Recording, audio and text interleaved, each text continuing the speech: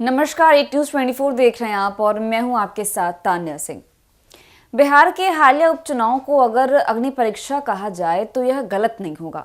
इस बार दांव पर न केवल सीटें थीं बल्कि सरकार और विपक्ष दोनों के दिग्गज नेताओं की प्रतिष्ठा भी थी। खास तौर पर तरारी, बेलागंज, रामगढ़ और इमामगंज जैसी सीटों पर मुकाबला केवल उम्मीदवारों के बीच नहीं बल्कि उनके राजनीतिक सरपस्तों की शाख का भी था। चुनाव नतीजों के दौरान उम्मीदवारों ने ज्यादा उनके परिवार और समर्थकों की बेचैनी दिखी है। इसकी वजह भी साफ है, हर सीट पर मुकाबला बड़े नामी से जुड़ा हुआ था जिनके लिए वह चुनाव व्यक्तिगत और राजनीतिक प्रतिष्ठा की लड़ाई बन गया था। आपको बता दें कि रामगढ़ सीट से राष्ट्रीय जनता दल यानी कि राजद के प्रदेश अध्यक्ष जगन्नाथ सिंह के बेटे अजीत सिंह मैदान में थे। हालांकि यह चुनाव उनके लिए आसान नहीं था।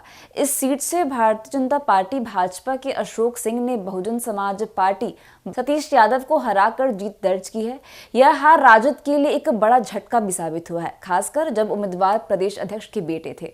तरारी सीट पर मुकाबला भाजपा के विशाल प्रशांत और भारतीय कम्युनिस्ट पार्टी मार्क्सवादी लेनीवादी के राजू यादव के बीच था। विशाल प्रशांत पूर्व विधान पार्षद एमएलसी सुनील पांडे के बेटे हैं और पहली बार चुनावी रणनीति में उतरे थे।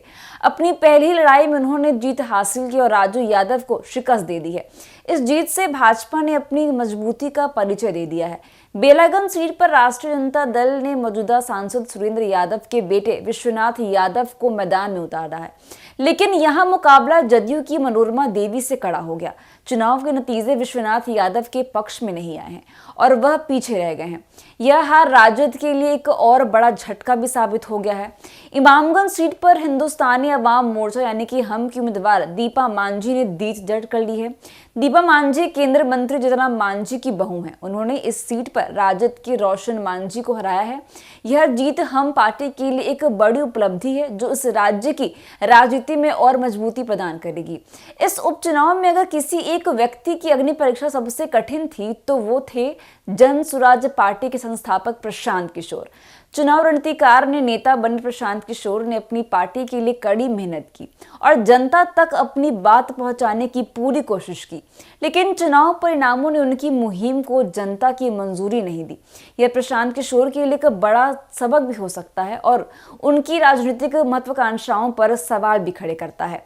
इन उपचुनावों ने स्पष्ट कर दिया है कि बिहार की राजनीति में न केवल मुद्दों बल्कि नेताओं की साख भी बड़ा फैक्टर है। बिहार के उपचुनाव केवल सीटों का नहीं बल्कि नेताओं की शाख और उनकी राजनीतिक ताकत का भी परीक्षण थे। इन नतीजों ने बड़े नेताओं के लिए यह संदेश दे दिया है कि चुनावी मैदान में केवल नाम और प्रतिष्ठा काफी नहीं है बल्कि जनता का विश्वास और उनकी अपेक्षाओं पर खरा उतरना सबसे महत्वपूर्ण है। तो फिलहाल के लिए बस इतना ही। ऐसी तमाम खबरों के लिए देखते रहिए न्यूज़ 24। धन्यवाद।